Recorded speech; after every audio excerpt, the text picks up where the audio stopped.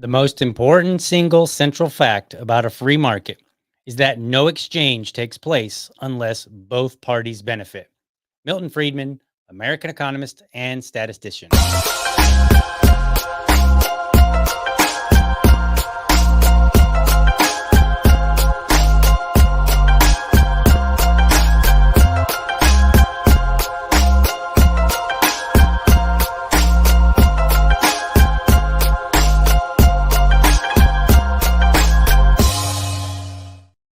All right. Welcome to another morning episode of the Liberty Dad podcast, a discussion on politics and culture. If you're tuning in live, thank you so much for giving me your time so early. You know what, folks? Do me a favor. If you enjoy the show, be sure to like and subscribe to my channel. And for the really serious folks out there, hit that bell so that you never miss an episode. That would be so awesome. I've gotten in trouble the last 2 days with YouTube now, and we're going to talk about that today. And it may seem kind of like, okay, this is boring DL, but I'm going to talk about what's going on. And I'm going to merge that a little bit with some like politics, just a wee bit. And then we're going to tell you kind of like a very high level overview of what I plan to do about it, what's been going on. So we're just going to lay it all out. Hopefully we don't get in trouble this time. We'll see. I'm pretty sure today is going to go just fine. Now, before we start, let me tell you, anytime that you put enough work into something, you will run into issues, right? Like remember the song, Mo Money, Mo Problems, right? Like the more money that you make, the more problems that you run into because everybody wants a bite. Like that's the reality. Even if you're not making a lot of money, like this current show right now. All right, but we're working on it. So let me tell you a story that comes from my wife. She is a real estate agent. Once upon a time, she was not a real estate agent. Once upon a time, she was just a real estate investor. And I'm not going to go into all the details, but there are all these ways of doing deals in real estate. And she was pursuing a particular way, and it came right up to the edge of behaving and acting like a real estate agent. And so what she was doing, she understood to be the proper legal way. And then somebody turned her in and said, hey, this person is engaging in real estate practices and they don't have a real estate license. So she got in trouble.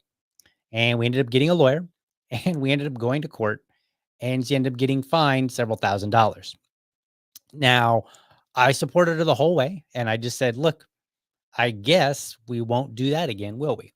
Right. And then she eventually went and got her real estate license. These kind of things happen. Now, whether they should or not, whether a particular law is in place and should be in place, that's an entirely different story. And it would be something that we would want to probably have a conversation about on a case by case basis.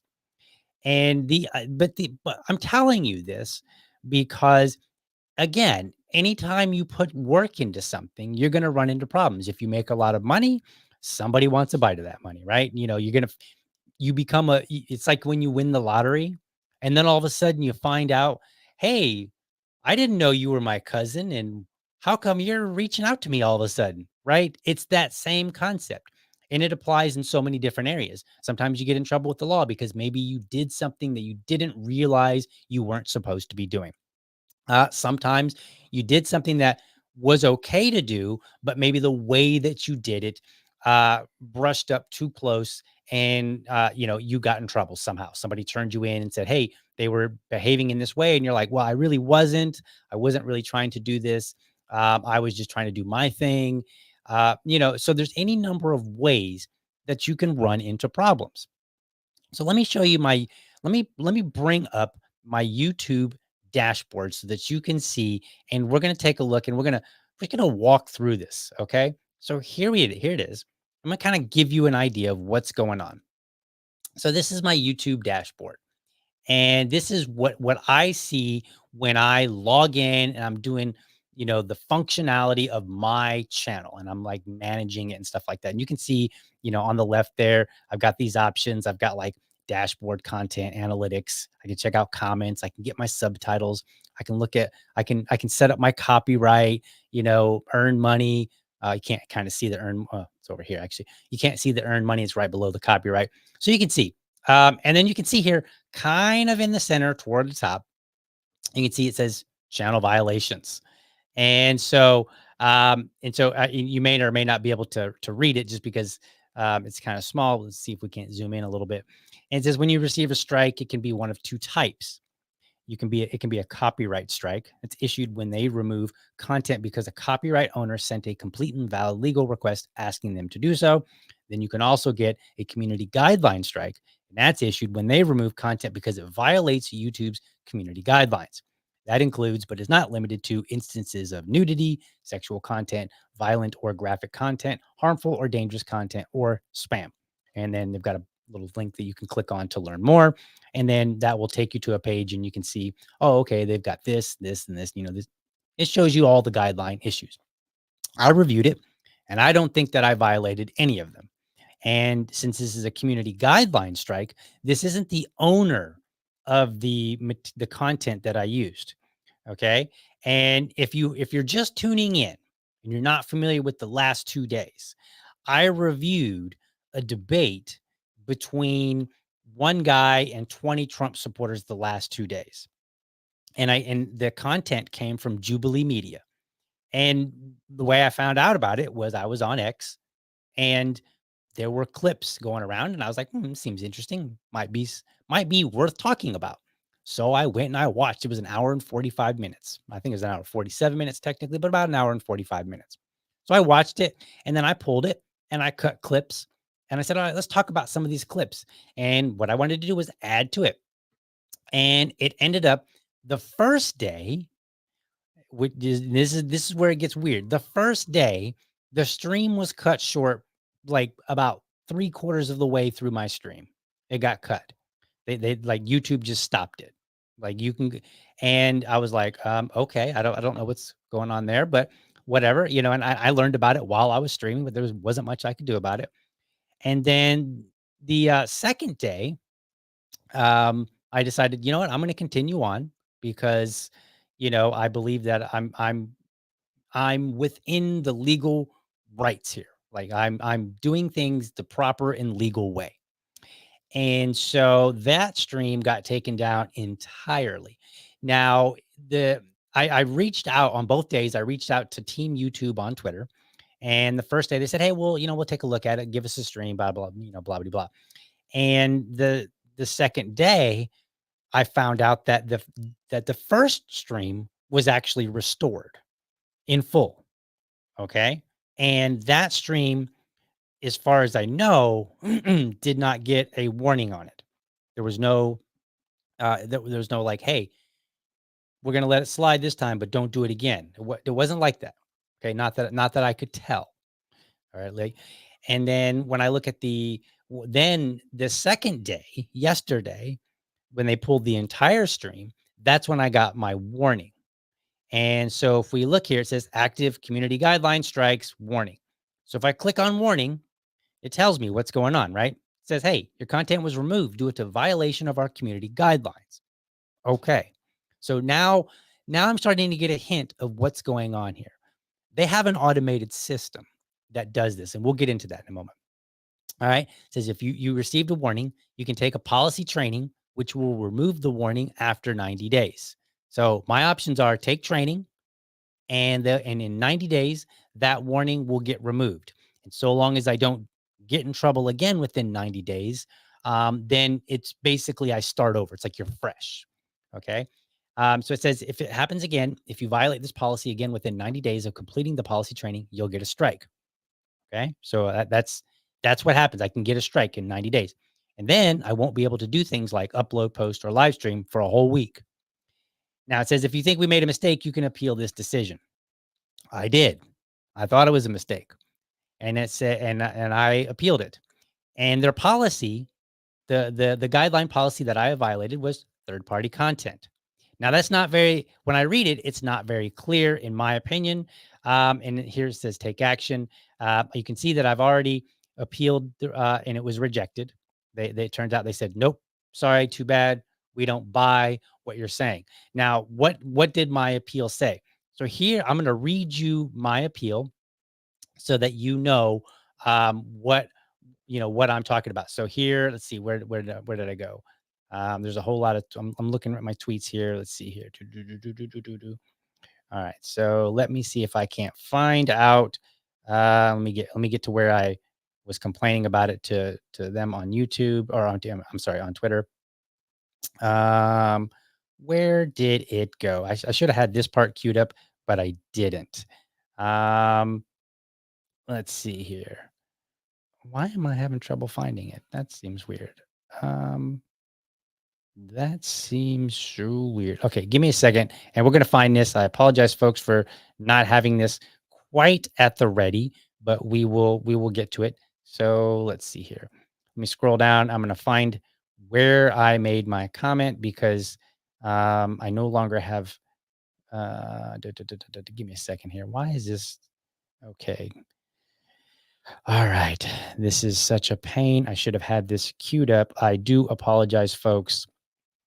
Let's see. Here it is, I think. Yeah. Okay. So here's what I said in my appeal.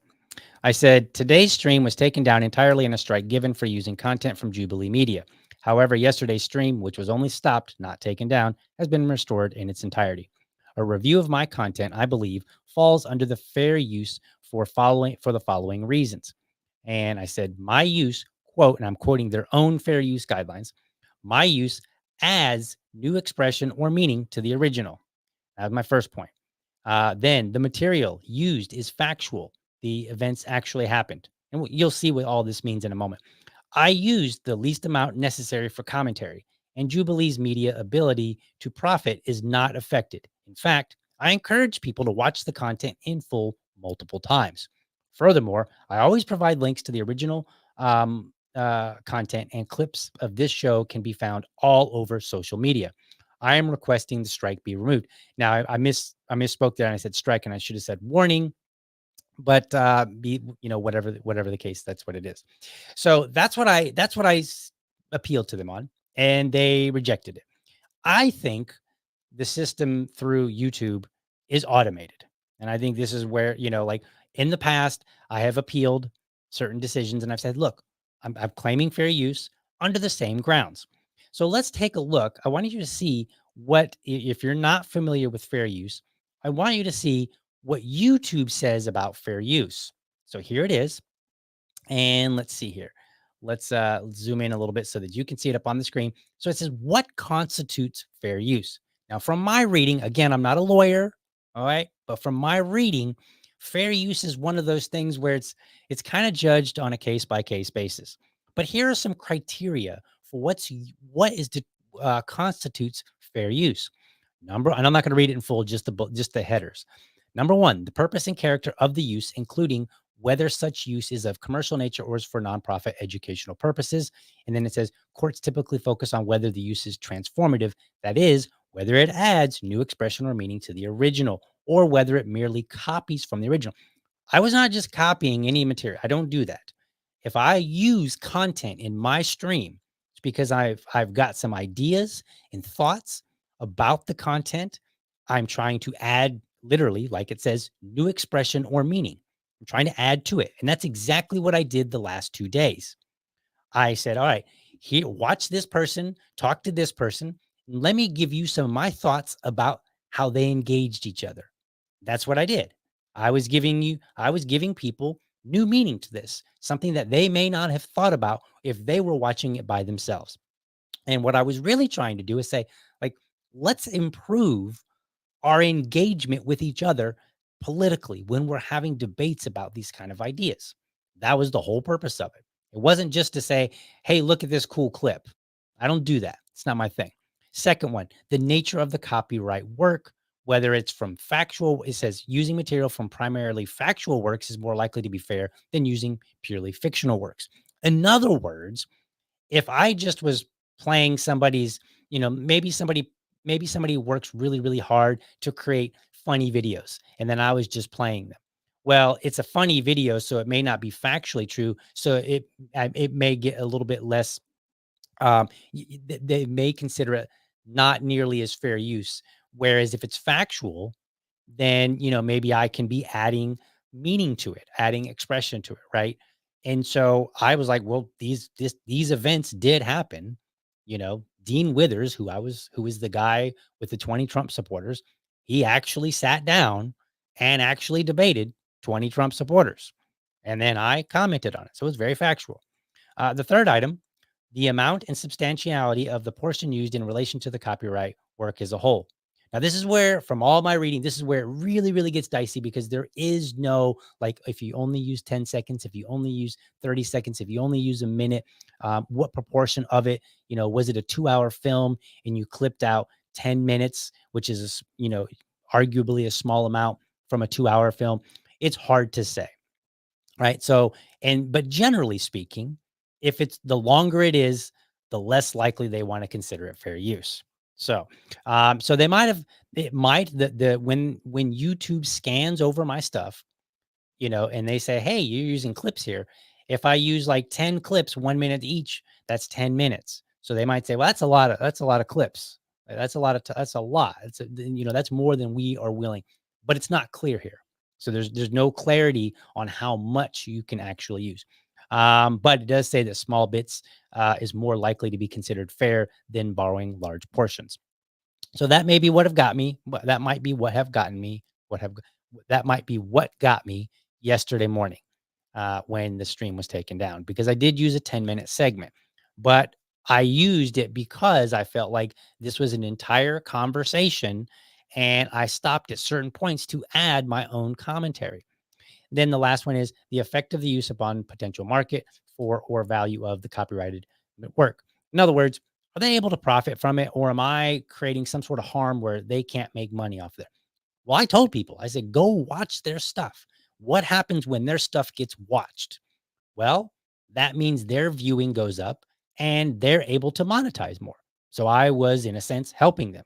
I was like, hey, look, go watch the whole thing. I'm just showing you clips. So that's what we got. So let's go back to the dashboard here real quick.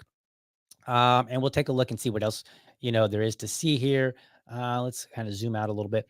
And so as you can see, here's 379. It's still there. And if I go to my content, so this is where it gets interesting. If I go to my content, that's 381. That's the one we're doing right now. So if we look at 379, you can see 379 is there. 380 is not there. And it says copyright. So if I hover over copyright, it says copyright protected content found. The owner allows the content to be used on YouTube. So I assume by reading that, it means that I can use it on YouTube, but the owner allows it, because it wouldn't make sense to say the owner allows this content to be used on YouTube if it's on their channel. That doesn't really make sense to me, but maybe I'm reading this wrong. So then I click on it and I look, and it says the content ID claim on your video doesn't affect your channel. This is not a copyright strike. Okay. So it's okay. Channel green, not affected. Visibility public. Everyone can see this video. Impact on the video. No impact. There's no action for me to really take. I mean, technically I can remove it if I wanted, but this appears to me to be the green light. I mean, it literally has a green check mark. So I'm like, all right, cool. There's no problem here. Right now, what's going on?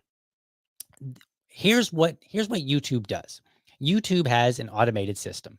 What they do is that they, as a content creator, I can I can go in there and I can select and say, I want my stuff to be copyright, which means YouTube will scan other streams to see if they find my stuff.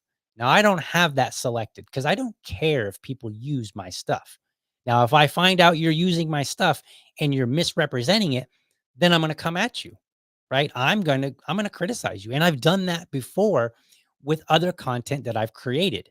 Got me in a lot of trouble with the whole Democratic Party here in Jacksonville because they used content from our local affiliate and they misrepresented it.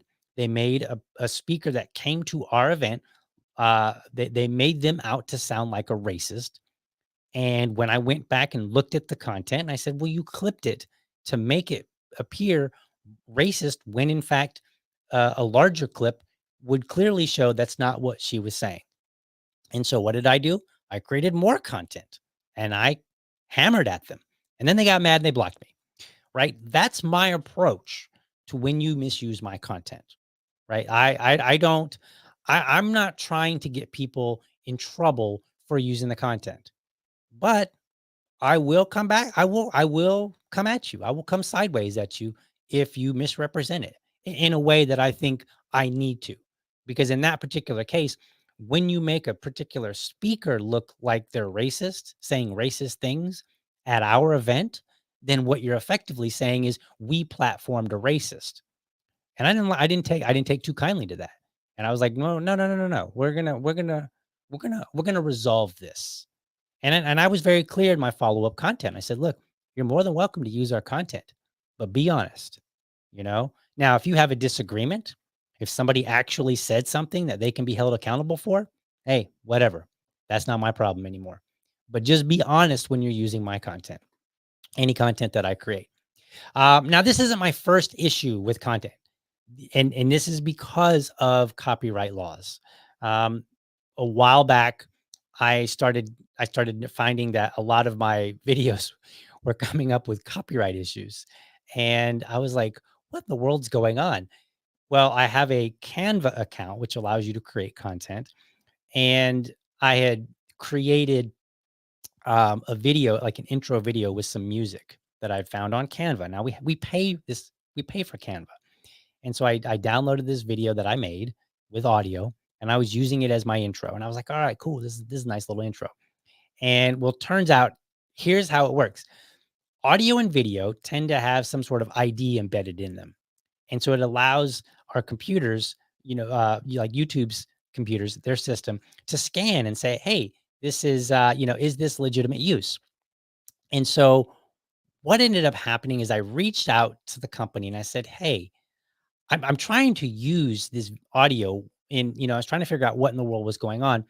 And what I learned was what they wanted me to do was because Canva is a month to month subscription, they want to make sure that I don't subscribe for a month, download a whole bunch of audio and video, and then use it in perpetuity.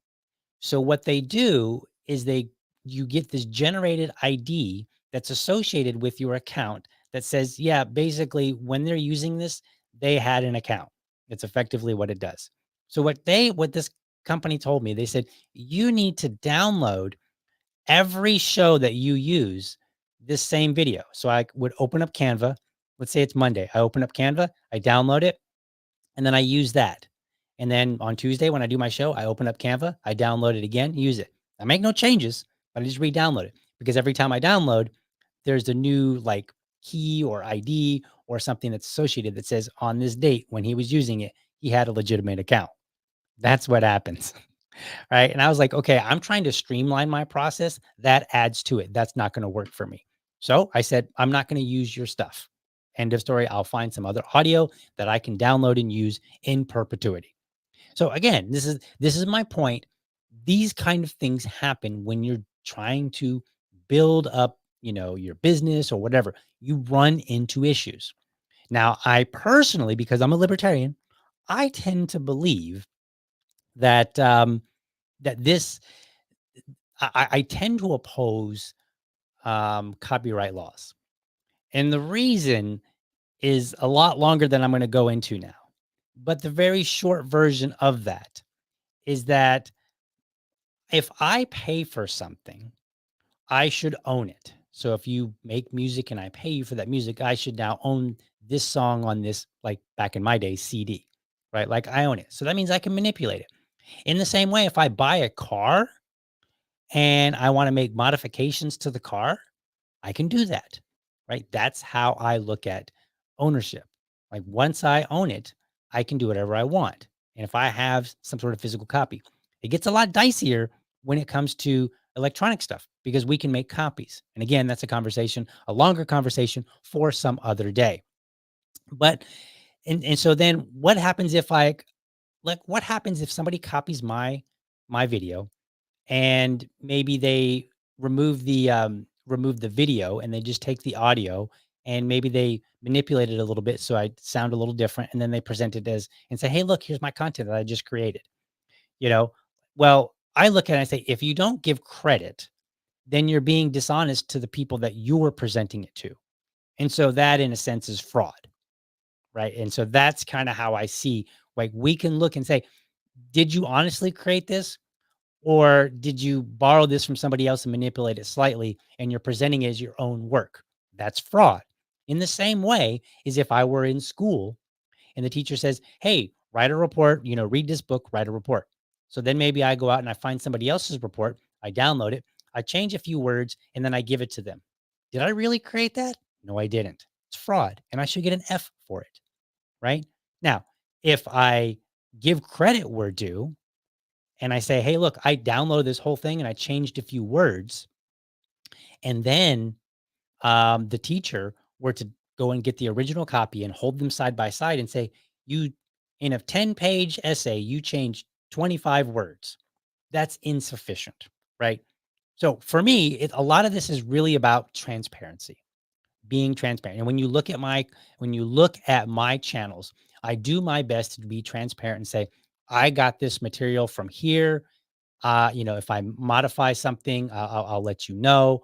I really go out of my way to make sure that people know when I'm creating something from scratch and when I'm modifying something. So anyway, that's just that's a base. That's the basics of what happened. Now I've had some friends say, like, "Dude, you're getting somewhere now. You're saying things that that shouldn't be said, and you're being dangerous, and that's why." And I would argue that's not really quite true. Like, I think I'm just actually getting in trouble through your standard. I'm trying to build myself up, build a business, whatever. I think it's in that same way. Like, I'm just running into the normal problems that can be expected, and I have to overcome them. So it's not even, and I would even say, I would go as far as saying it's not even fascism. Like, I think I've seen a couple comments where like people were suggesting that it's not fascism. So let me play a clip. We're gonna see if we can stay out of trouble here. I'm gonna play this clip, and we're gonna talk about fascism for just a quick second and how I think that this is not related in any way to fascism. This is simply related to, hey, you're trying to build something, and when you're trying to build something, you run into challenges. So let's take a look. Let's see where that video go. Here it is.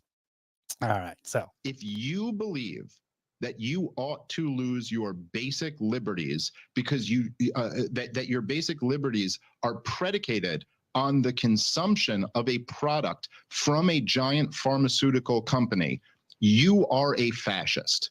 And I mean that to everyone on the panel, everyone listening at home. If you believe that someone does not deserve basic liberties unless they consume a product, since I don't know what fascism is, can you tell me how Mussolini defined it? Mussolini would have approved of the. Did you support Donald Trump? He defined it as a merger. He defined it as a merger between corporation and state. These are not businesses deciding that they don't want customers in. This is the government telling businesses that they have no choice. Yeah. Okay. So what's going on? So how is this not fascism? What's happening to me right now? Well, I don't believe that government has singled me out in any way, either specifically or indirectly, and say, "Hey, look for content creators that are doing this and go get them, YouTube." I don't think that's what's really happening. I mean, you could make the argument that through copyright law, that's effectively what they're doing, but I don't think that they're in any way coming after me. I don't think that YouTube is necessarily doing the government's bidding per se, right? What I think is happening is that there are laws that are in place, and YouTube has created a system for which they are trying to abide by the laws. And then they also have their own view of how content creation should operate. So it's a balance of the two. And then more importantly, because there's so much content being created, they YouTube cannot possibly have individuals reviewing things and making decisions based on any kind of guidelines. So what they do is they create a system that scans things, right? This is why I was telling you about the IDs that get embedded into audio and video.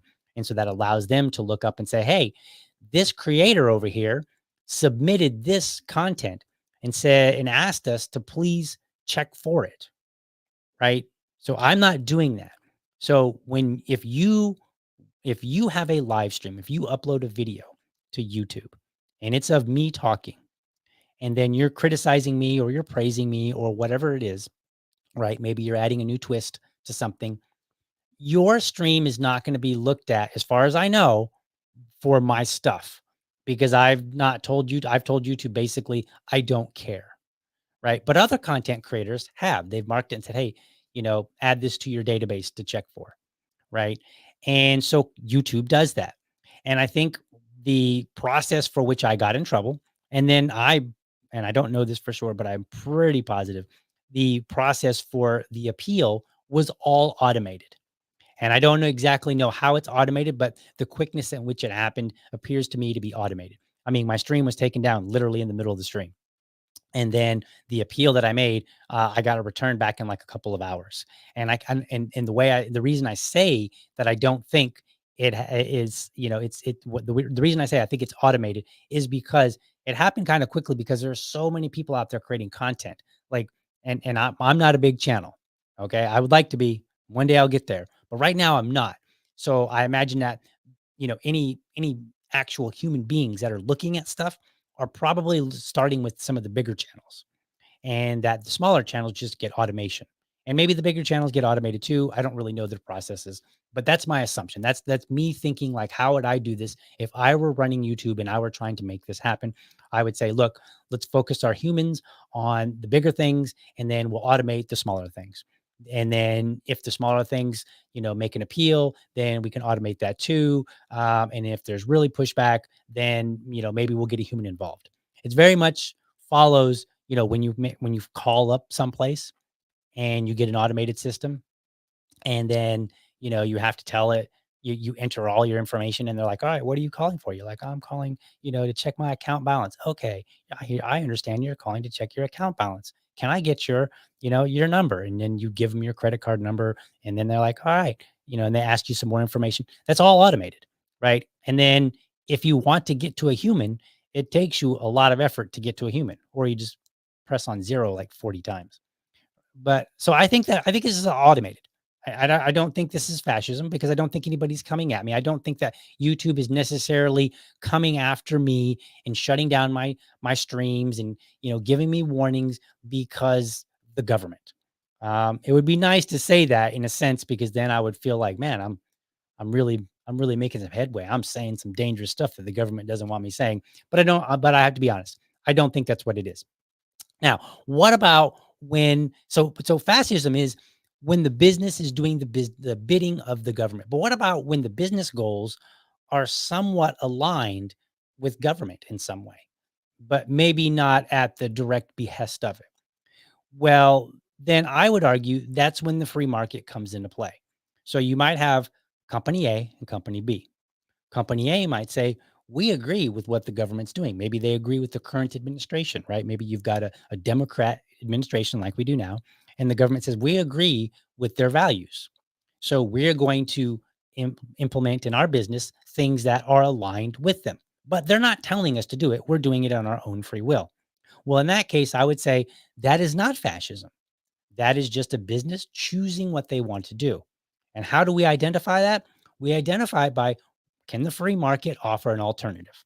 That's that's to me tells me the difference between when a business is doing the government's bidding at their behest, and when they're just simply aligned with the goals of the particular administration or government goals. That when the free market offers an alternative that says, no, YouTube, for instance, we'll just make some examples. Let's say that YouTube is the one that's aligned with the government, but Rumble is not. Okay. Well, then in that case, I would say we have a free market, and it's not necessarily fascism, because if YouTube is making their own choice to do that and Rumble is making a different choice, well, then I, as a consumer, I, as a content creator, have the choice of which one I'm going to support. So for me, I don't think this is anything more. This is not, I haven't spoke out and said anything dangerous just yet. I mean, I probably have, but that's not what's getting me in trouble. And I haven't, I haven't raised any eyebrows with government. I don't think they're coming after me. I think this is really just a simple matter of YouTube has some systems in place, and I've run afoul, And then I have to decide what I'm going to do about it. Now, I will tell you, you probably saw earlier that I could take some training. I am not taking training because I already put in the effort to try to make sure that I am transparent and letting people know when, hey, here's the source of the material that I'm using.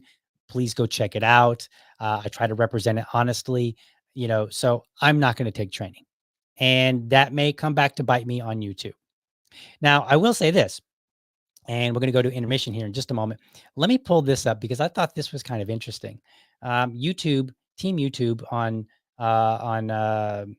social media has actually responded to me, to my pleas, and I kind of appreciate them actually.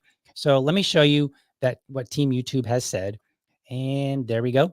All right, so this is Team YouTube. Oops, and it says, "Hey, all live streams are scanned for matches to third-party content, including other live broadcasts. If third-party content is found, you'll receive a warning. If the issue isn't fixed, your live stream could be terminated, and you might get a community guidelines strike." One of two. And then the second one is, "Also, we'll take a look into the video that got taken down and let you know what we find. Hold tight. It might take a couple of days to hear back." I think this was actually written by real people. One, there are some grammar issues because there are things that aren't capitalized. And then just the tone of it. Hold tight. It might take a couple of days to hear back, right? We'll look into the video that got taken down. Like, this really reads to me like an actual human is responding. So I appreciate that from YouTube, Team YouTube on social media. I do not appreciate YouTube's system. I think that their system is, yeah, honestly, I'm just going to say it. I think that their system that they've created is a bit abusive because I'm putting a lot of effort in to try to make sure that I am creating content and commenting on social topics and political topics in the most fair and reasonable way. And when I look at fair use, I try to follow the guidelines of fair use, whether I agree with copyright or not. It is the law, and I do have to submit to it, because otherwise I could end up in court, and I don't want to end up in court. That's just more hassle.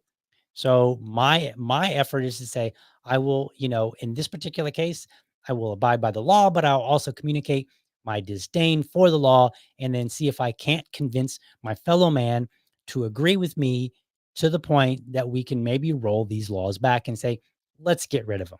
These laws are no good. There's a better way to approach this. There is a better way to protect people who are putting in hard work. Because at the end of the day, if you create a video, if you create music, if you create any kind of content or anything, if you develop a new type of car, a new mousetrap, right? I think you should be protected for your hard-earned work. But I don't believe that the way that we're doing it right now is that protection. So we're going to go to intermission. And then when we come back, I will briefly discuss kind of where we're going to go from here. So let's have a quick intermission. I'm out here on a very windy afternoon in front of the Arkansas Capitol building here in Little Rock. And if you're not from Little Rock and that building looks familiar to you, well, there's a reason. You see, when construction began on it in 1899, the idea was that it would be a replica of the U.S. Capitol building. And when construction completed in 1915, that's exactly what we got. It really is an absolutely gorgeous piece of construction. The exterior is Batesville limestone, quarried in northwest Arkansas. Inside, there's marble and granite from Alabama all the way to Colorado. There's even 24-karat gold-plated Tiffany chandeliers inside that building. Now, I wish I could tell you that the things that came out of this building were just as beautiful as its construction, but I can't. Namely because government's job isn't to create beauty or ugly or good or bad. Government's role in a free society is to secure the rights that you and I are born with. Now, governments and buildings and people in buildings like this, during times of crisis especially, do not have a great track record of securing those rights. In fact, during scary times, they've done horrible things, like throwing people into internment camps when they were of a different nationality, forbidding their speech, compelling their speech, taking their property, compelling their labor, conscripting them into military service, preventing them from peaceably gathering and assembling and worshiping how they wish to, disarming them, throwing them in cages, in boxcars. And now, We know that times are uncertain, and we certainly have some uncertain times coming. I think we all agree that the economy is not as strong as the media would have us believe, that we have these rising tensions in the Middle East, Russia, Ukraine, China, Taiwan, North Korea. We have a fragmented southern border, and it appears that the federal government has an out-of-control spending policy that threatens the very existence of the dollar itself. And of course, we always are under threat from the very next medical emergency. I don't know what the next thing is going to be that comes to Arkansas. I don't know what it's going to be, but I guarantee you this, no matter how scary it is, if I'm in that building, I'm fighting to defend your rights. I'm fighting to make sure you're not disarmed. I'm fighting to make sure you keep your free speech, that you own your property, that you own your labor, that you have the ability to peaceably gather and assemble and worship how you want to worship and live how you want to live, so long as you aren't hurting anybody. Now, look, I know times are tough. I know that other campaigns have your financial interest. I get it. But I'm going to remind you that you cannot buy your rights back. You can't buy them back. However, you can invest in defending them today. And any U.S. citizen can donate to our campaign. And you might be saying, well, Michael, I don't live in Arkansas. Why do I care about what happens if you get elected to the state house or not? Well, here's why. Because this is the most winnable race for liberty in the country, hands down. In the fire, the brush fire of freedom that starts the revolution across the country has to start somewhere. And there's no reason it can't be right here in Arkansas. The people of the 75th District, you have a big decision to make. You can vote for more of the same old, or you can vote for someone like me who is committed to defending your rights and relegating government to its proper role. The future of liberty depends largely on you. Visit mw4liberty.com/donate. Choose liberty, make history. My name is Michael White, and I approve this message. All right, folks, we are back. So just a reminder real quick, if you know of a libertarian candidate and they have video, promos, send them my way because I will promo them. Because I'm a libertarian and I want libertarian candidates to succeed and I want to promote them. So just keep that in mind. And if you're a libertarian candidate and you don't have video, or you do, if you do have video, send it to me. If you don't have video, make one, send it. Then don't make it long. Like, somewhere between under 3 minutes is best. And I will play it on the show, right? I'm not just make a video, get it to me, make sure it's halfway decent, something that you're proud of, and I will present it on the show. All right, folks. So let's talk about where I'm going to go from here. Before I do that, let me get to a couple comments real quick. So that Liberty lady says, this proves that Rumble and X are way more free speech platforms than the ninny babies at YouTube. In a sense, I look at free speech like this. Number one, freedom of speech is explicitly an issue between a citizen and their government. However, you can think of it in the term, we like to say things like the spirit of the law or the letter of the law. So I like to think of it in terms of free speech can be the letter of the law or the spirit of the law when it comes, in totality in our society. So the letter of the law might be like, okay, is it precisely really a free speech issue? Right. And I don't think that what I'm going through is necessarily an issue of free speech per se.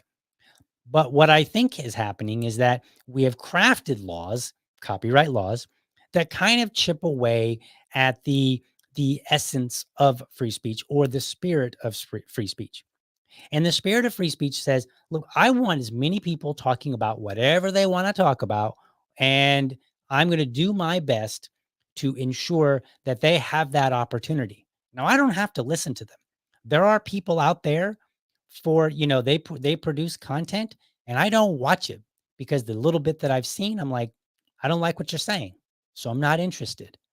But I want you to be able to say it. And I want our companies to say, all right, we too are going to have that attitude.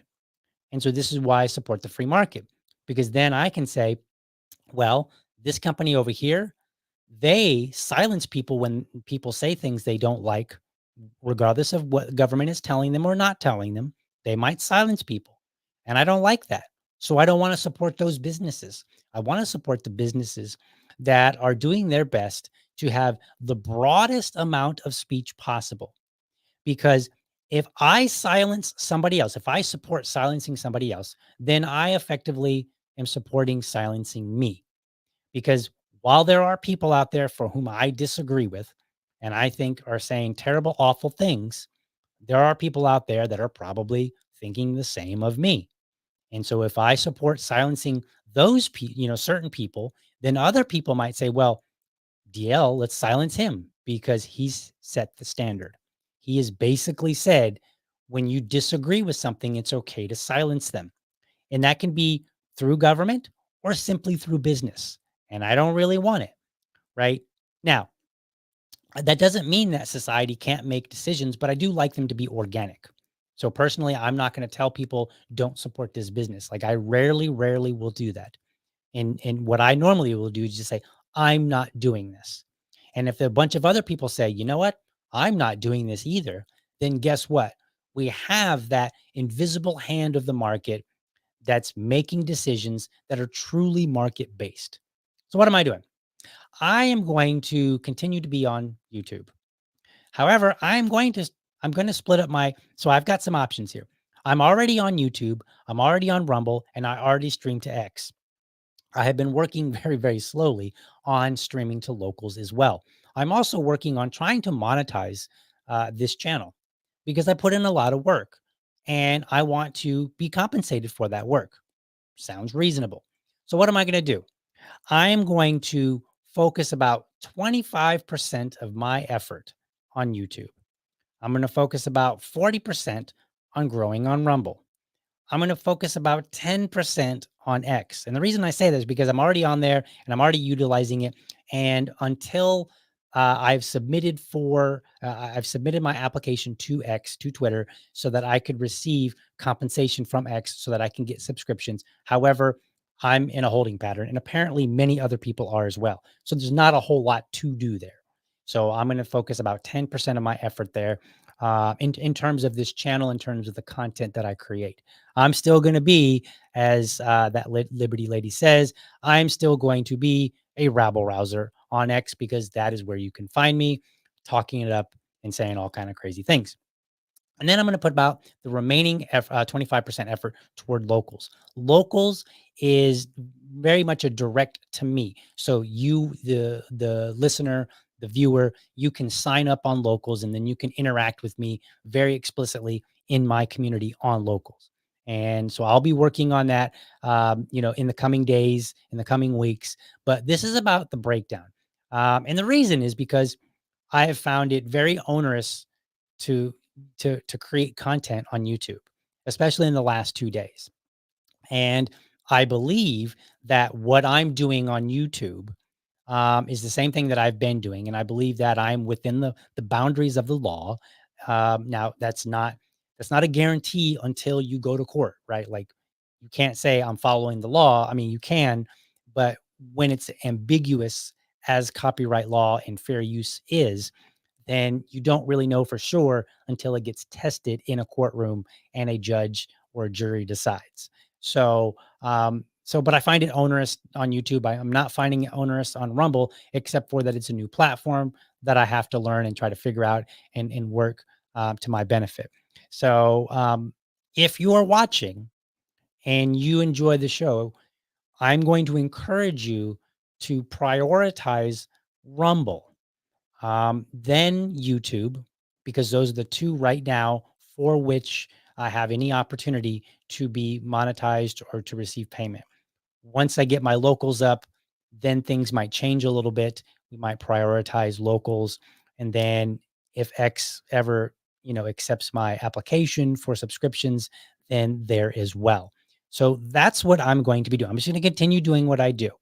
And if I end up getting in trouble and getting my channel shut down on YouTube, or if I ended up getting, a strike or something where I'm not permitted to stream to YouTube for a certain amount of time, then so be it. But I'm not going to take courses. I'm not spending my time to take courses when I don't believe that I'm doing anything that's wrong in the first place. And if they just happen to want to keep I'm a small guy, so they don't have to listen to me.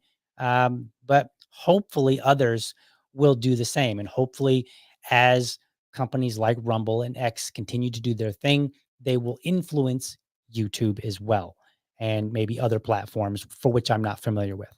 So That's what I plan on doing. That's my goal. I hope that you continue tuning in. But that's what I'm going to be doing. Just want to let you know. Let's look at some more comments and see if there's anything in here before I head on out. By the way, the storm is coming. I anticipate still streaming tomorrow morning. I will have a guest on for Dad Talk. So I reached out to him. He is still planning. He does live in the Keys, which I think is going to be spared this time around for this particular storm. But we will see. We'll play it by ear. So either the stream will run at 7:30 tomorrow morning, or it will not. If you don't see it, then know that we're experiencing some sort of issue where I cannot stream. So let's see, what do we got here?